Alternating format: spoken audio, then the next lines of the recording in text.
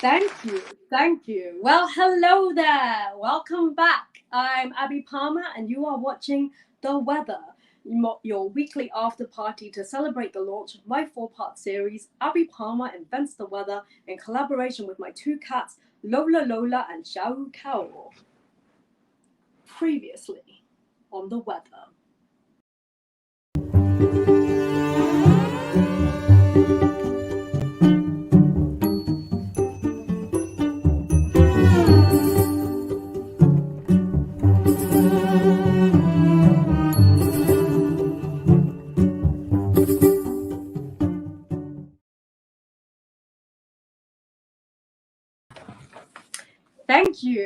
Thank you. As you can see, this week we've reached episode 3, and I have to say, I think this film was my personal fave to create.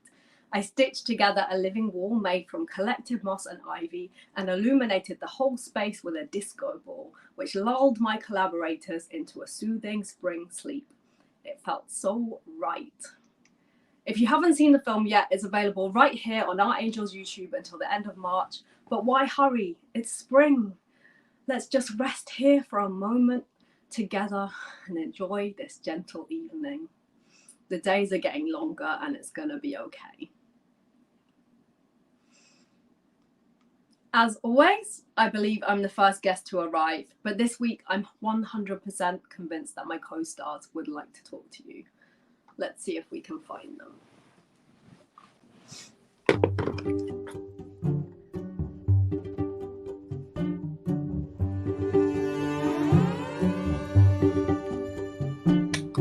Okay.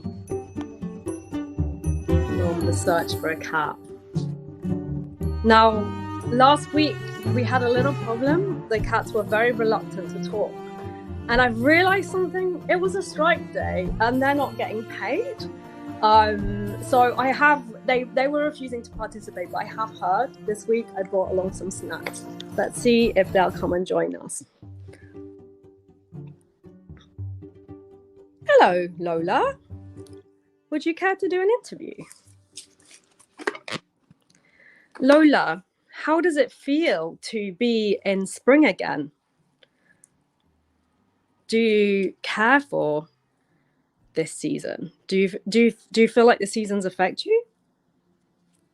Oh, little high five there. Little high five. Yeah, okay.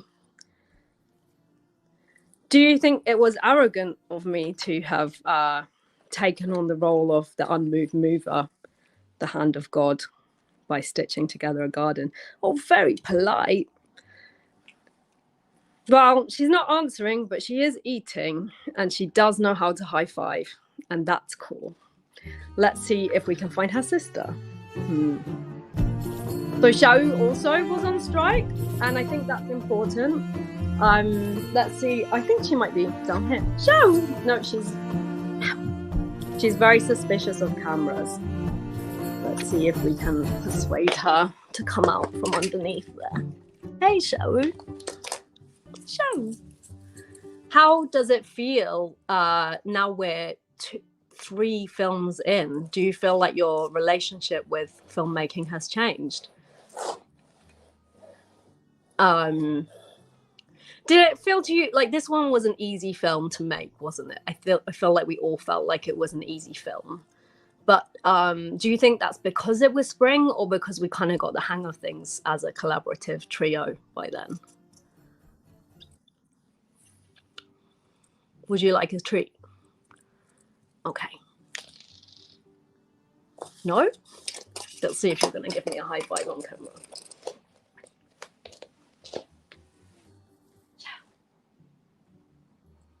No, she's very suspicious. Very brave. She's bravely eating her treat.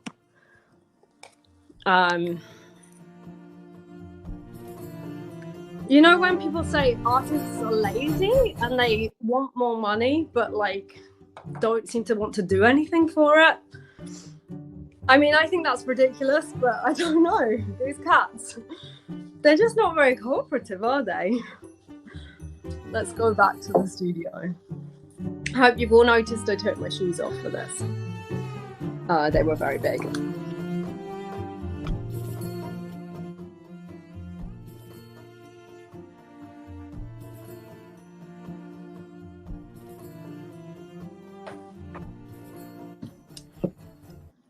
Okay.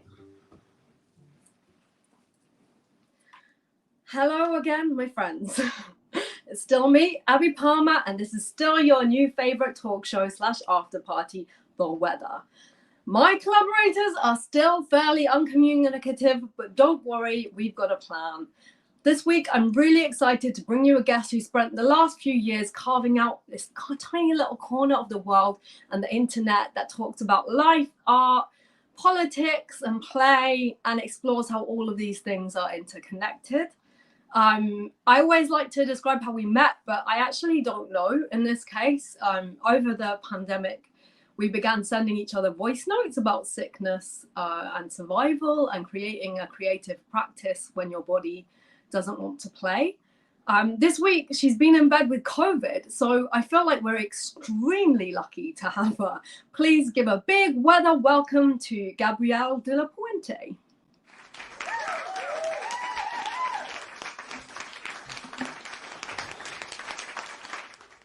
Hello. Hello. Hi. How are you feeling? I'm okay. I've got COVID. I think I'm on like day 13. But you know, it's better than it was 5 days ago, 6 days ago. It's on an Better upward than trend. 5, yeah, Yeah. but probably not as good as like 6 days ago. No, I know. I was also just thinking like this first 7 minutes of this program have been so smooth with like the transitions between each moment. I just really wish that like I had that in my real life. Like, you know, Right. between like waking up and getting out of bed, I wish that there was just a transition like between us. It would be so nice, wouldn't it? I find like getting up to be the hardest thing, like getting out of bed, and there's like the bit where you wake up and you've had like a nice dream or you feel great, and then like there's that, and then there's 2 hours later and I'm out of bed. It's yeah, but we could just do transitions instead. Yeah, If only we were in start. sitcom shows. Yeah. Yeah, start picturing them in like do do do do do, and then suddenly I'm in the kitchen and I've had my breakfast already. I do feel like sometimes the best way to like get myself to move is to play a song. If I'm like, okay, right, I'll just put this song on and then I will have a shower and it will be horrible, but I'll get through it. The length of the song. And Yeah, maybe that's what I've been trying to do this whole yeah. time is like give Like myself like a pumping disco background anthems. track. Yeah, Yeah. yeah. You need to like. I sometimes I put on like Born Slippy to get myself out of bed. That's actually Perfect. like get yourself going. Before we go any further, I thought we should probably do a visual description of ourselves for the audience. Is that okay with you? Of course. Do you want? Shall I go first? I never go first. Yeah, go for it. I'm a white woman wearing a ridiculous get-up of a lot of sequins, some feathers, and some glittering headpiece thing. In the background behind me, there are some pictures of plants, and I'm lounging on a pink chaise longue, which you can just about see. Fab. I'm also a white woman. I have red framed glasses on, a headset, pink hair, and then behind me there is like a fabric hanging of pixelated clouds by the artist 8 Pixel to cover my bedroom wall and make this look like a professional studio. I am in bed though. Don't tell anyone. I love art in bed. I think it's really important, actually. Just a reminder for the audience, if you have questions for Gabrielle or myself, you can ask them on YouTube via the comments thread or on Twitter via the hashtag Abi Palmer Invents the Weather. We'll be answering questions at the end of the show. Back to being in bed. I love it. I flip flop, to be honest. Today I'm happy to be here. I just feel so physically physically flat, but mentally quite awake, which is I think when I have to just accept bedtime, and as you call them, do bed activities. And today's bedtivity is this, which is quite special. Yeah, it's true. Actually, I say I love being in bed. I don't. I have a reclining bed. It's electric. I think we have a mutual friend, Bella Milroy, who I did a piece for her zine, it as part of Mob Shop. She did this really great project for people who haven't looked at Mob Shop. It's incredible. It was exploring like the space of mobility shops, which are really weird spaces, incredibly strange. And one of the things that she commissioned me to talk about was like, it's when I moved into this flat, social services were like, well, we won't give you another bed raiser in a double bed with your partner. You have to have your own separate hospital bed, and your partner just has to get like a divan to kind of match it, and you have to like smush together. So what does your bed do? Well, it's an electric bed. The one they gave me was like a raised one, and I was saying, can I not just buy one like from like, you know, like Saga adverts or like old people adverts where they have like a double-sided bed where two people can lie in. Oh, I've seen those. Yeah. And the social services lady was like, no, you can't have that because if your care needs increase, this bed, like the hospital bed, raises. And it took me about like 7 years to work out I can actually just buy a bed, like, and they're really expensive, but like social services kind of really insisted that I shouldn't share a bed with my partner. It was like this really weird thing. Weird. But yeah, eventually I got one during COVID. I got one of these beds, and me and my partner now both have two sides of the bed. But like, I love it because it elevates your back, but it also elevates your knees. So you can just like, if you're in pain, you can just be in kind of like a zero gravity position and just kind of yeah. Which for working and stuff is great.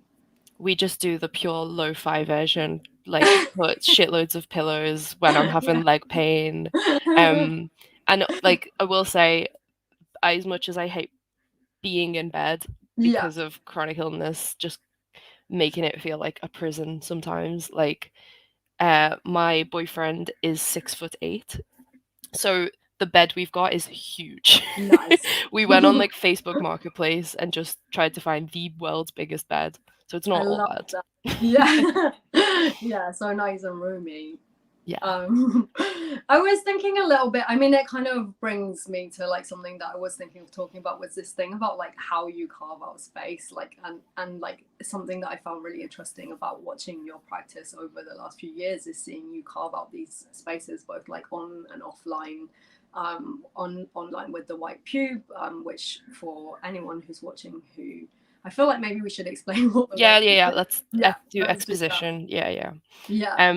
So my job is as a critic. I've been writing on a website called The White Pube since 2015 with my collaborator, who isn't a cat, but is called Zarina Mohammed. So we have a website called thewhitepube.com, and the name essentially is a play on the white cube, which is the idea that art is best viewed in this perfect white space. And the White Cube is also a chain of international, very fancy galleries. So we've been publishing criticism on art every Sunday for years and years. And then more recently, that has expanded into video games, books, films, theatre, food, and sort of like alongside the writing, we've developed like an institutional critique arm of what we do, I think.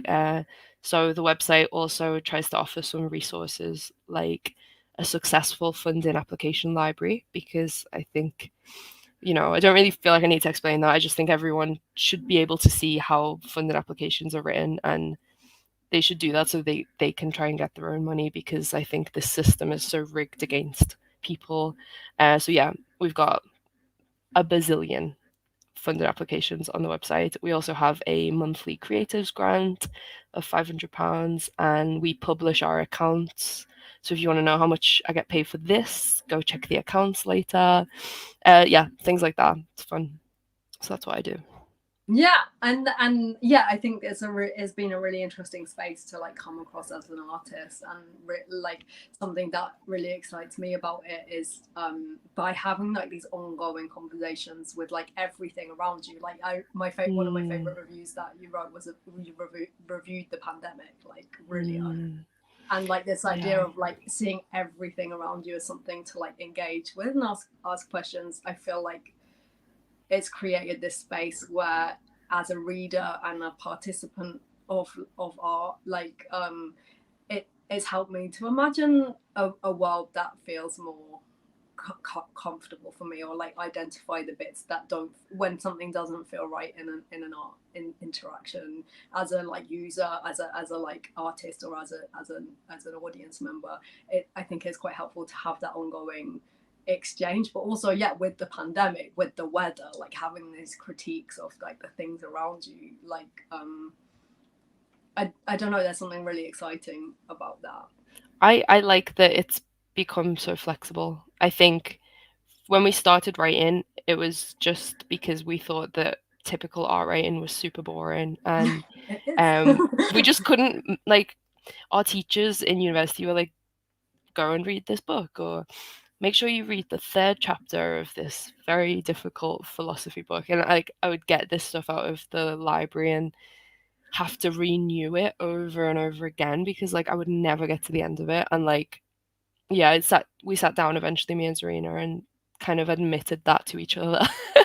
um and had to sort of imagine like, okay, well, if this was done differently by us, how would we go about it? And start to write ourselves. And that was really fun and very art focused at the beginning. And it wasn't until like 5 or 6 months into it that I published a review of Jessie Darling's exhibition at Arcadia Mesa Gallery. And it wasn't like a necessarily like a rave review. I just said like, I felt very flat. The show made me feel very leveled and sort of like, yeah, back into my body in a way that I was like not really ready for. And I think the last line of the review is like, this exhibition feels like a stomach settling. And Jessie tweeted afterwards, not facetious or ironic, this might be the harshest, most true review because the white pube channels somatic currents, they're not just fucking with discourse. And like, having someone else tell us what we were doing, and Mhm. to say like, oh, actually, when you go into a gallery, you're not doing what like the Guardian, Jonathan Jones, Adrian Sale crowd are doing, and you're also not doing what like the published French author cohort are doing. You're like using your body as like the thermometer or the measuring instrument, in order to test the weather. Like, Yeah, and then literally. go to the page and then describe what the weather was like and how the weather affected you, and how did the artist make that happen, and like the magic of that trick, which then, as soon as Jessie like kind of reflected ourselves back to us, it Yeah. made me realize that I could do that for anything. So I could go into a gallery and be like, what is this? But I could also go to Disneyland Paris and also be like, how weird is it that humans build massive machines to make ourselves go really fast and in loops, and, you know, water rides, and, or, we go to restaurants and we go to the theater and we start to put that treatment to everything. And yeah, just try and figure out like why things are the way they are in like quite an anthropological way. Um, Yeah. so then come COVID, and then come me getting COVID, that COVID turning into long COVID, that long COVID becoming POTS and having a chronic illness and all the rest of it. Like, it made my instrument so different that I was like, I want to go back to all these things and see what it's like to do it as a disabled person, and realize like, wow, the world is so fucking different now. Yeah. Yeah, it is. Like, I mean, that's the thing. I think that's what's always been quite soothing about that space for me, is it does think about what the body's experience is. And like, so Mm. many galleries don't. Like, I've been to so many galleries this year that show films, and that really, like, really famous popular exhibitions where the films are in the least comfortable space you could possibly imagine. And thinking, but even for an able-bodied person, it's not nice to stand at like body height, like, or like have to squat a bit and watch a film clutching a headphone. And then if you're with a friend, like, your friend can't watch it with you, or you have to like do it by yourself, and then you have to wait, and then how many people are actually watching Do the not go to the film? Enterprise. I'm not gonna do it.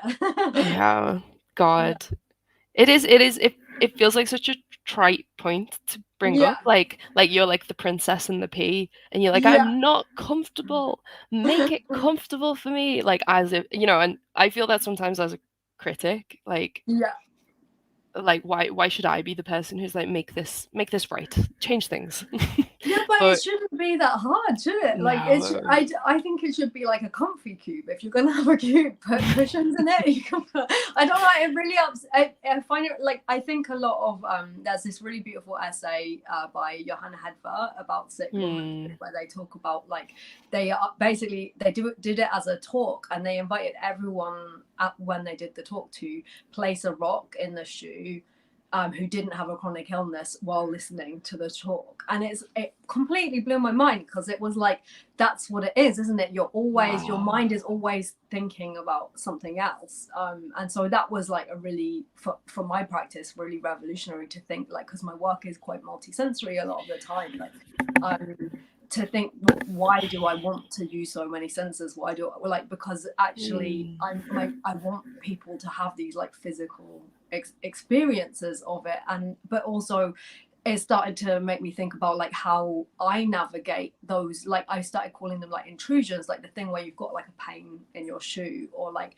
the like a twinge in the neck, and there are all these intrusions that stop you from falling into like this creative reverie that like can help you create or help you experience art. And it was like a really I started like I need to finish writing it, but like I started this manifesto of like intrusion as a practice. So like starting with your intrusion. So if I'm like moving forward in space on my mobility scooter and there's like a curb with no curb drop and I can't get round or move forward, like I can't think in straight lines at that point. So I wanted to start. For me, a big part of my practice has been like identifying these spaces where the intrusions come and using those as like a jumping off point to say like, well, what is the experience? What do I want? What do I want the experience to be? So like that's why I've got a book that's very fragmented because I couldn't finish the sentence. If that Hmm. makes sense. But I want that I want that as a user too. I want that as an art experiencer, not just like I don't want to just be making work that accommodates my body. I'd like to be able to go out into the world and feel that too, and feel like someone's thought, oh, here's a comfy chair for you. Yeah. See, Do you my know what I mine, mean? I know what you mean, but like as you speak, I become like this malevolent person who thinks actually when I'm writing every week about art or games or theatre, and I do so in relation to what it's like to have POTS and to struggle with pain and dizziness and like brain fog and lack of concentration and all the rest of it. um, I understand what you're saying, and I think I try and pack the text with as much description as possible so that the Mm, person reading it can try to come closer to where I'm coming from on mm-hmm. a sort of biological cellular level.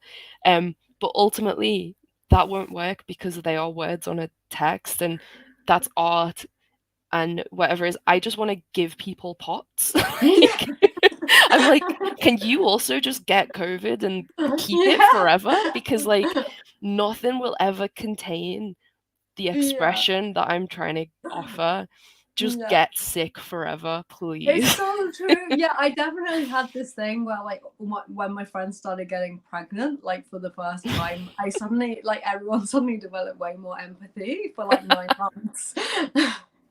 And then like I think you're biologically programmed to forget sometimes, like not everyone has forgotten, but it is really easy to forget. And I know that my own chronically ill body plays that trick on me all the time where it's like, oh, I'm cured now, I don't need to worry about that, even though I know I've been chronically ill. So I collapsed when I was like 18. I've been in bed since I was 18 Yeah. or 17 actually, but and got in and out, and I've got a life around it, but it's still, I know all the tricks, but it still gets you, doesn't it? Like It it's still gets you. That's what it's yeah. been like for the so I got sick January 2021.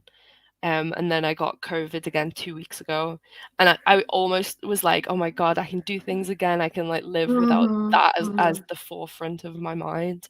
And now I'm like, I don't know when I'm gonna go places again. It's like gone Mm-hmm. right back to like Yeah.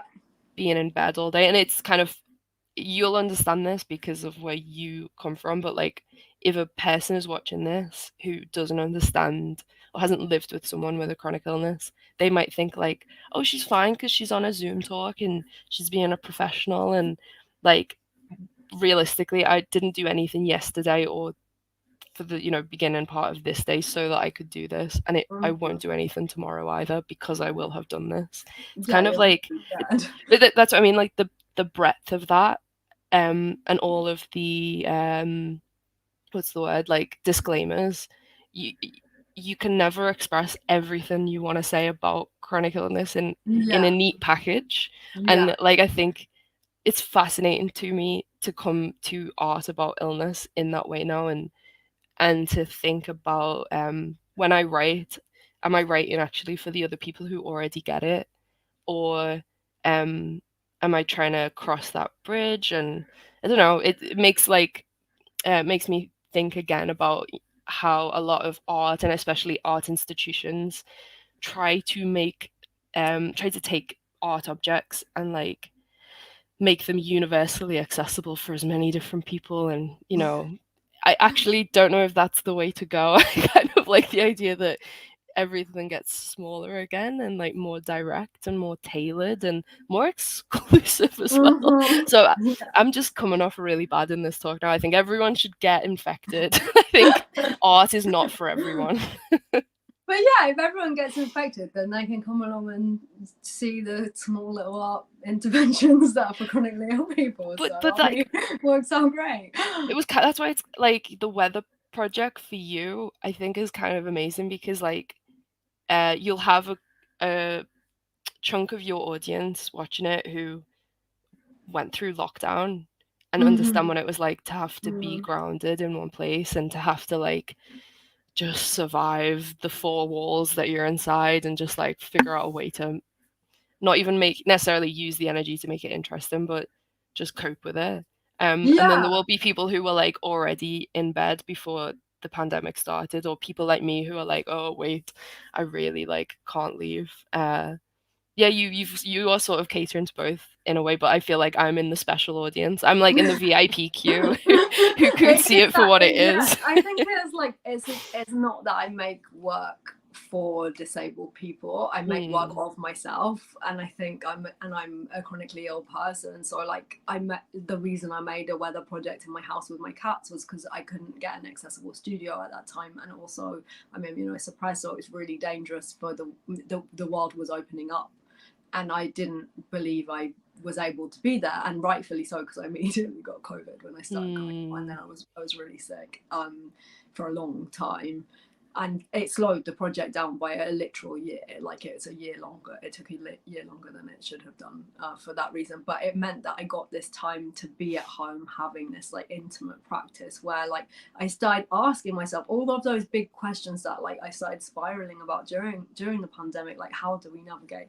climate crisis? What kind of world is there for me as a sick person where like the heat is killing me and the cold is killing me? There are less and less seasons I can survive well in, Oh like, my god. and like you, of course you get existential in those moments. So like having, what's been really nice is making it 4 seasons has allowed me to start it's actually allowed me to like live a bit better as well, because now I know like this winter the project was finished, but I just didn't do anything else. Like I did learning, not creating, because I was like, well, come spring I'll be really active again, I'll be able to function. But there's no point in winter. It's my body can't handle that unless I go abroad and Are escape. we the opposite then? Because Yeah, I can't no, do I anything. faint in summer also. Are you faint in summer? Okay. I was Yeah. gonna say, Jesus. It's that, but even that like piece of information feels like so unbelievable. I think it to bash my old self.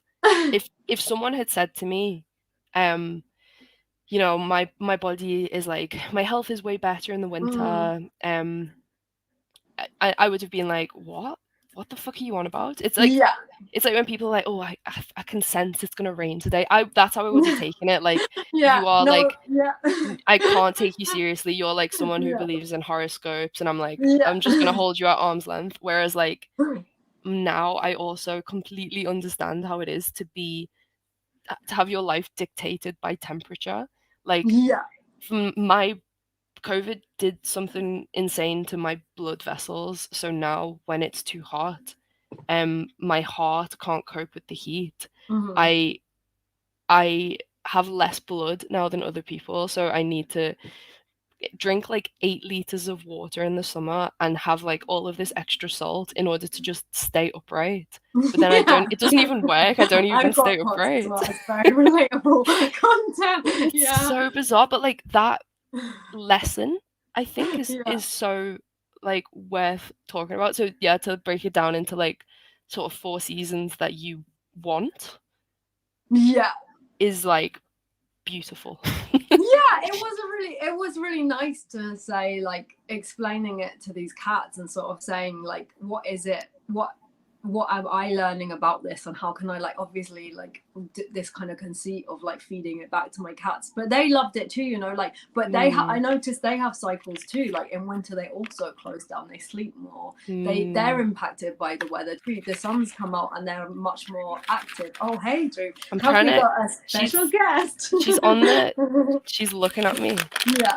Sorry, I don't want to interrupt you, but at the same time, No, if she please. doesn't make I it on mean, TV, I will be. We welcome intrusions of cats on this show. I think it's very important. Oh my god, she's coming. I put so many out. Come here, come on. Hello, Coco. I think she's scared of the wires. My cats they just don't like cameras in their faces. I had to hide them all like David Attenborough to get this. Like David Attenborough. Oh, wait. There we go. Oh, hello, Coco. She's being on the telly. Okay, she was on it. I'm satisfied. What a celebrity cat. How has it been having Coco? Like, you got Coco after becoming sick as well, and during the pandemic, I guess. I sort of got it because I was sick. So like, don't know if you can hear her crunching on Dreamies. I've put one on the keyboard, and I'm just now thinking, okay, there she is. Hello. Don't want it to press like close on the keyboard. Anyway, yeah, so I got sick in the January 2021. Had to leave the flat that I was in because I just couldn't look after myself. And then moved in with Michael, my partner, in the May 1st, so that he could look after me. And it was the first time we'd lived together, and we'd been together for like 4 or 5 years at that point. And one day he turned to me and he was like, we could get a cat. And I was so ill that I was like, I couldn't comprehend any more responsibility in my life. I was like, I couldn't cook. I was like, I can't have a cat. It doesn't make any sense. And it was a funny day. My mum went to pick up some prescription for me and drop it off. And Coco's trying to get the rest of the Dreamies.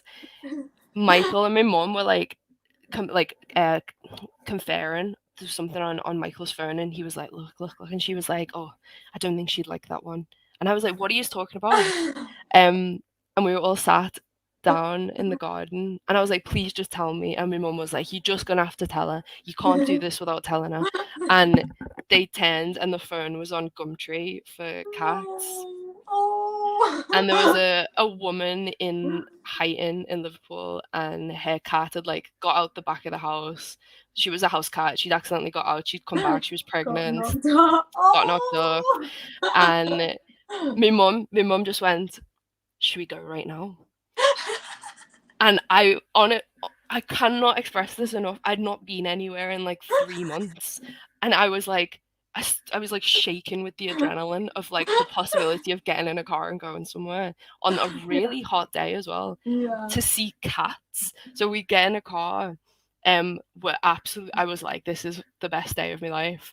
Um, she, She's we so haven't got anything. perfect. She, we knock on this door in Highton, this tiny little house, and there was just like 5 or 6 little black kittens, and they were like, "Do you want one of them?" And I was picking them up, and they were all basically identical, but Coco was the only one that was like completely black to the point where her paw pads were black as well. Oh my The other god. ones had like little patchy paw pads, and I just thought Yeah. like there's something so complete about a black cat. I was like, the first pet I ever had was a completely black cat as well. So we got Coco, um, and it was really special to get a cat, but also to have it be so spontaneous. And Mhm. Michael just turned to me the next day and was like, Coco, please, we're doing a talk." He just said to me, "You need this cat, like you Yeah. need it," and I really did. I was in a bad place. And she was just so silly and fun, and like sort of did all of the things that a cartoon cat might do, Yeah. like picking things up in her mouth and running across the room with them, and No. standing up, and like just she does the ek thing, when she sees Yeah. a bug, like where she kind of goes like without like making a noise. Just talks to the bug. Just She was just so comical and cartoon, and we became like incredibly ridiculously codependent over the over the course of 2021, to the point where like come 2022 I got my diagnosis for POTS. I got beta blockers finally, and I could start to stand up a bit more. Yeah. But Coco was livid with me because she had gotten so used to like our routine of being every day In completely bed. Yeah. still Yeah. in Yeah. bed, Yeah. hair on my lap, so that when I stood up, she got so angry with me. And like, I started to sit at my desk to write reviews instead of doing them from bed. And she Yeah. would get up on the side and scratch my arms because she was just Coco. like, fuck this. Like, fuck you. I'm Fuck the beta fuming. blockers. Fuck the Yeah. long COVID clinic. And we're back in like a good place now. But for a Yeah. while, she was like, this isn't working out. Yeah, this Get isn't back in what bed. this isn't what I signed up for. I'm here for a reason. I had to It's put like like a bit, I had yeah. to just put like a little box next to the computer so that she could like sit in Sit it. next And to, oh no, that's so she's cute. gotten like so Yeah, much bigger than the box that the box yeah. is completely warped on all edges. I love that. It's so, I don't know, it's so weird, isn't it? I have my show, the tabby cat, also like she loves nothing more than when my partner's out, she's got me to herself and like and I'm completely still. And then, or like Mm. if I have like a stomach upset, she also loves to like try to come and climb onto me while I'm on the loo, which is disgusting. That's so cute. But like she loves it if I'm like still in a place and she can just have me to Yeah. herself. And Lola is more like inclined towards my partner and really loves to like climb onto his shoulder and just like walk around all day on his shoulder, which is also very, very adorable. And it's just really interesting to see like their crises, like when things change, like when Golo went back to work in an office, Lola was just absolutely distraught, and suddenly I realized like, oh, I have to like be emotionally responsible for 2 cats, not just Yeah. one was sort of waiting for him all day and I hadn't quite realized, but like having that like emotional intertwine, it really pulls me out of myself, like you have to like Yeah. care for Because someone else. especially with, I get what you're saying, because I think people around me were being very celebratory that I was Yeah, like able to do more things. yeah, But like Coco's reaction and Coco's anxiety to me starting to move a little bit more, yeah, like helped me take stock of also like how difficult that was to almost start to get used to not being able to do anything, yeah, and then kind of backtrack on that a little bit. And there's something kind of quite stable about not being able to do too much. It was like potentially the least anxious I've ever been in my life, but also the least happy, but so do you want to stable. But yeah, just stable and like you know what the forecast is because nothing changes. Yeah, something about that was the sense bizarre. of there's like, I don't know, it's yeah, I think having that relationship is really important. I don't know, I'm now distracted because there was a cat. the There's a meow. That meow means it's time for our first segment. Cats keeping us on schedule as ever. Are you ready for our first segment?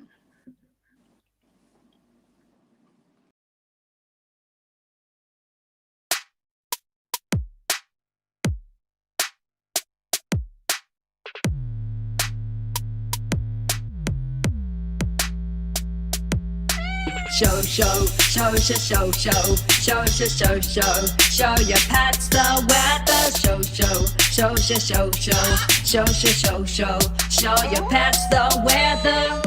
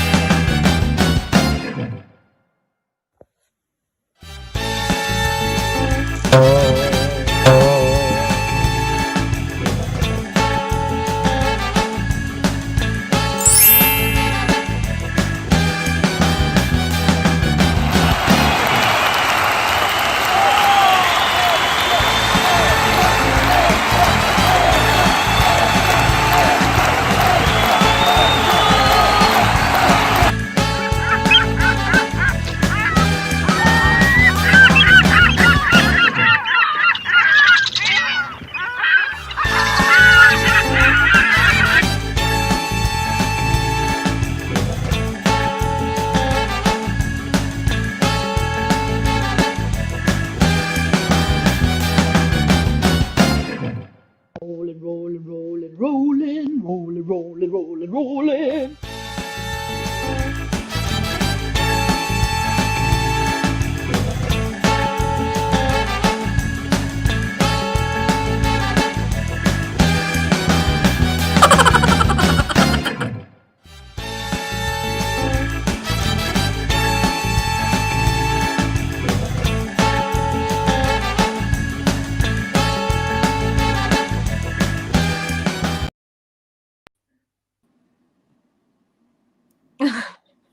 Thank you so much. That was Show Your Pets the Weather, the part of the show where you, the public, get to join in the fun of showing your beloved pets the weather.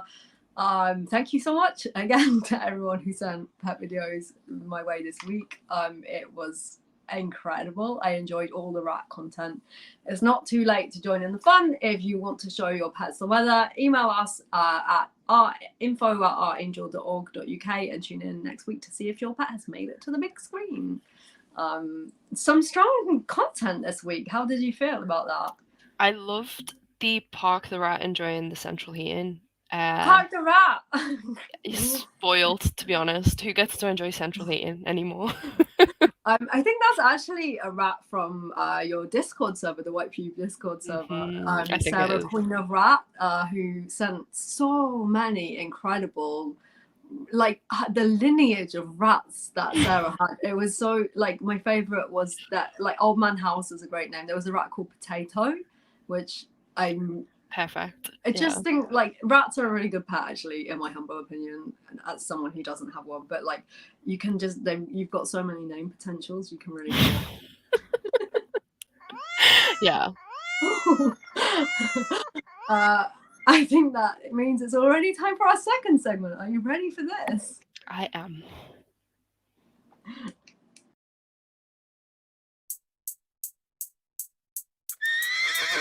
I like my pets, you like your pets, let's like our pets together. And now it's time to show my pets, your pets being shown the weather.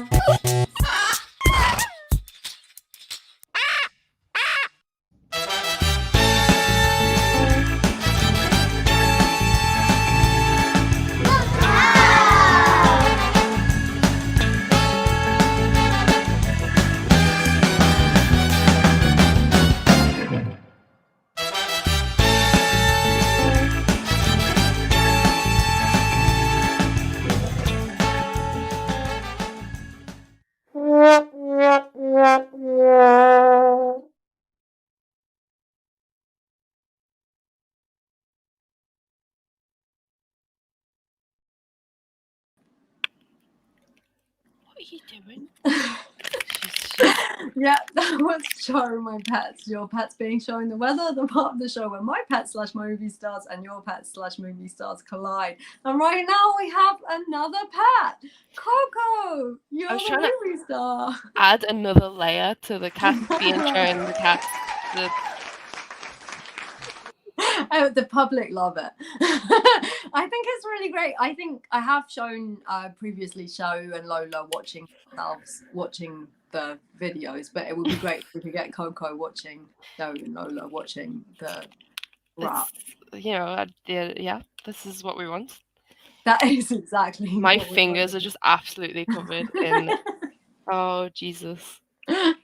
Delightful. I love I thought that. we'd lost the whole thing then. She managed to hide the tab. Anyway, I'm back. Hello. No, it's great. It's great. We've got time for a few questions. So, like, if you, again, a reminder, if you want to ask questions, you can do that via YouTube or via Twitter. Our first question is from Angelica Jones.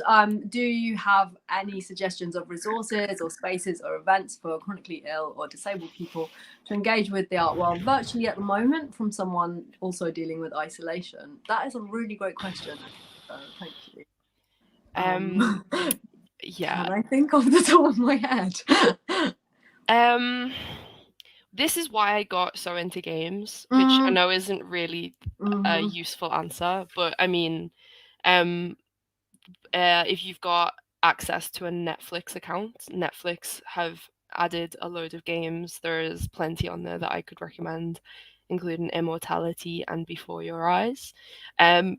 Art-wise, I think websites like This Is Tomorrow, and even just going onto Vimeo and trying to like pretend that you're having your own like film festival film screening at home. That might be a nice way to stay involved with art. Going back through the videos on Artangel, for example, like I was on the Art Basel YouTube channel recently, and like they've got plenty of talks and interviews with artists and videos that feature paintings and artists speaking about the painting or the sculpture or whatever it is. I think like maybe if people aren't putting if people aren't making current live exhibitions accessible to people on the internet, then there is always the massive backlog of content that galleries have been making over the years that can actually just be really enjoyable. Art podcasts as well. There's one called The White Pube. I don't really listen to that many to be able to recommend them. There's also like Cryptic Arts, their disabled arts organization that their founder Jamie Hale is a really great is a disabled artist who's like really been working on hybrid forms, and we've been having really interesting conversations this week about what it means to make a hybrid form event. Like, is it I argue that it's a form of translation. You don't want exactly the same thing. What you want live as to what you want on a Zoom, for instance. They're two different experiences. But like yeah, Jamie handles that really beautifully, and they do some like the work is stunning, some of that. So like looking for disabled arts organizations tend to be slightly more accessible as well, which is, it shouldn't be like that. You shouldn't only get to like look at art made by disabled artists, like that's ridiculous. But I do think that can be a really great option. I also really like, have you watched the Andy Warhol Diaries on Netflix? I've just added it to my list to Oh, watch. it slaps. I don't know if you recommended it to me. Someone did. Yeah. I recommended it because the thing I like most about it, it's got AI Andy Warhol, which makes me laugh. It's just his voice being like, oh, why am I so sad about this? But like what I love about it is every episode he gets existential and jealous about other art in the world. And some weeks he's like, why did I sell out and make all those soup cans? And then some weeks he's like, oh, I should have sold out and made more soup cans. And he's jealous of like everyone and heartbroken. And he's like really generous as well. He thinks every film is incredible. He's like, that was a really neat film about every single film he ever watched. And you can tell he really wants to be creatively generous, but like he's just like being a little bitch as well. And it makes me feel better about the days when I feel shit about my own practice. So, like, I think that's I would say also like Mubi. Yeah, I don't know if I don't ever really want to recommend Netflix on anything. I think like especially like the UI, like the user interface of Netflix, I find really difficult to make sense of. Like, okay, here's 2,000 things you can watch, and make them all flash as you like go across the screen. For me, I just can never pick anything to watch, and just that's why I'm on season 5 of Gilmore Girls.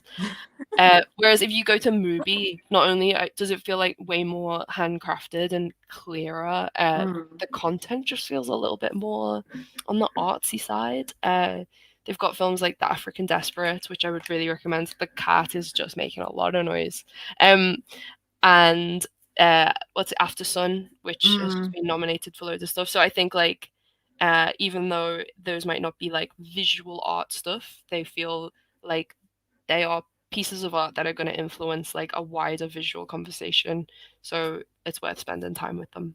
Yeah, and they also have a section for like shorter documentaries, for instance, which is really, really good. So if you're like feeling like I've got 20 minutes of art in me today, that's my favorite thing about Mubi is like if you only have a small amount of capacity, you can put on something for 10 minutes or 20 minutes and go, okay, great, I've done art today. Now I can go like season 5 of Gilmore Girls, which exactly. Whereas like really Netflix doesn't put artist films on there. They just do like films and TV, whereas Mubi's like a good mix of both. Yeah, I'd really recommend it. Yeah, I think like being like, I definitely reaching out and thinking about what art is. Like another way of looking is like ordering zines if you can afford it. Like so getting things that people have made that they can send to you that are cheap. But like ways of creating as like thing, I would call that like a bedtivity, ordering a zine, where you can read it in bed when you're having a crap day and you've done something creative and felt touched by someone, but like it's so true. Artist publishing in general, like photo works, places like that, they're worth looking into. And in terms of community, I would say the White Pubes Discord server has really enhanced my life. If you join the Patreon, not to like plug it, but I mean, I've found that I've got like a WhatsApp chat with a few people with long COVID that has given me my sense of community. But sometimes I'll scroll like the long COVID Reddit page and just like be like, oh my god, there's so many of us. Or there must be a Discord server that is like art and chronic illness. I will try and like dig it out. There must be one that is good. Another question then, does Coco have a favorite season? Oh my god, does Coco have a favorite season? I kind of don't think she likes the summer because she's a black cat. Like I think it just did some. She was like me. She was like she had POTS. She was just dead. I think she's quite enjoyed winter, to be honest. She's been like snuggling under the quilts, which I've never seen her do before, but like to me again feels like a characteristic of a cartoon cat, where I can see like the flat, very big bed and this tiny little lump. And I'm like, oh my God, she's under there. At one point, she decided, I'm going under there, and she burrows. And I think that is just like so precious. Yeah. It's a great season. I think, yeah, it's really interesting. Like, my cats have access to the balcony now. Like, we've cat secured it, although initially not well enough. And when Lola she was being cat sat during the heat wave, and the cat sitter came home from like clubbing at like 4 a.m. and was like, oh, I wonder where the cats are, and I was meowing, and she was on the neighbor's balcony looking over and saying, like, she apparently her face was like, what have I done? And then like we'd had like a bit of a net up at that point, and she had gone to the edge of this balcony and sort of gone, oh God, it doesn't have a net, there's no protection for me here. So she and then the cat sitter went to sleep because it was like 4 a.m. She couldn't get hold of me, she couldn't get hold of the neighbor, so she was like, I'm just gonna go to bed and deal with this in the morning. I woke up in Greece and thought, oh my God, my cat is definitely flat on the I just was like, oh, my cat's dead. I guess my bad, the cat is dead, I should have put more of a net up. And my friend woke up, she had breakfast, like I called her, I was like, where is she? I was like, can you just go and look over the side and see where she is? She's like, I can't see her anywhere, I can't find her. Shook that Thrive tin and she came out from a bush. She just had gotten herself back happily. Yeah, it was very traumatic for all of us. Ulrika, Abby, what made you decide in a disco ball to represent spring sunlight? That was a good question. So I was thinking, for me, like, I'm someone who's really impacted by the lack of light in winter, and Winter was a film as well. The fog film was I felt like I thought about the lack of light a lot on ways to reproduce it. But then I was thinking about the effortlessness of the light in spring, the fact it just comes and you don't have to do anything. It's just there. And I was thinking about ways of bringing as much light as possible, like as much illumination into this box. And I'd also been thinking about, like, I guess futurism, like the idea of like something I talked a lot with my mentor at the time, Michael, who was the director of Artangel, over the pandemic, was this idea of like iridescence and like shining as like a way of like imagining alternative spaces. Like I was talking a lot about the slugs on my balcony and saying I think slugs are like a really queer creature because they're like, they can switch sexes if they need to, but they also have this slime that we're repulsed by, but it's actually like, when you look at it, it's kind of stunning, like, and it feels like sick bodies. Like, it's like when like we're so used to like this pantomime revulsion around them that like I want this like stunning iridescence and like to imagine this other space that's like full of light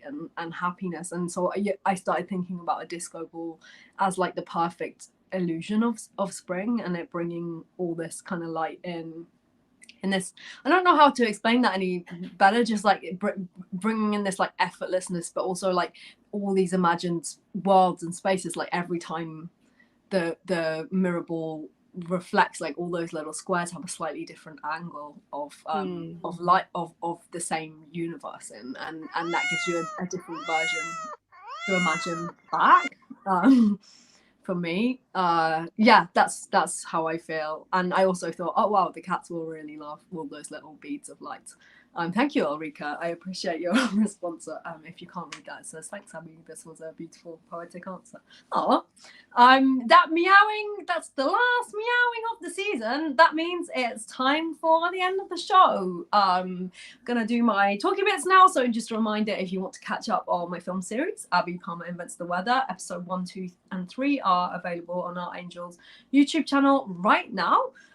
New episodes are being released every Tuesday for the rest of March. Next Tuesday, we're back with the 4th and final episode, Heat, which I like to think ties the whole series together. And yes, I did make it in a heat wave. And yes, it was very physically hard and I had to do it twice. Join us after that for the after party right here on this couch.